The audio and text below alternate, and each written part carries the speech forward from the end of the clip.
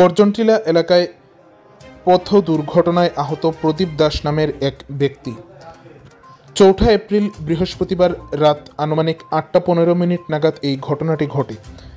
জানা যায়, উত্তর ত্রিপুরা জেলার গর্জনটিলা আরকে স্টোর সংলগ্ন এলাকায় যখন প্রদীপ দাস ওনার আইসক্রিমের রিস্কাটিকে নিয়ে মনতলার উদ্দেশ্যে যাচ্ছিল, তখনই অপর দিক থেকে একটি বাইক দ্রুত গতিতে আসে এবং তখনই প্রদীপ দাস ওনার আইসক্রিম রিকশার নিয়ন্ত্রণ হারায় এবং সাথে সাথে দুর্ঘটনার কবলে পড়ে।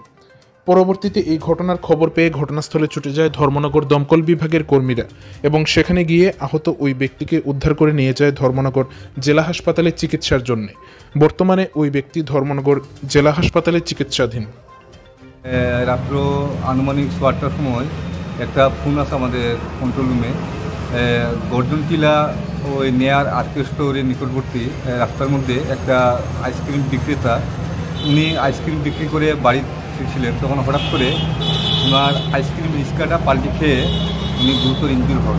তো ওনাকে আমরা ওই ধর্মনগর হসপিটালে শিফট করে দিয়েছি। ওনার নাম প্রদীপ দাস, বয়স 55 ইয়ার্স, বাড়ি বড়ুয়াখান্দি, ওয়ার্ড নাম্বার 3।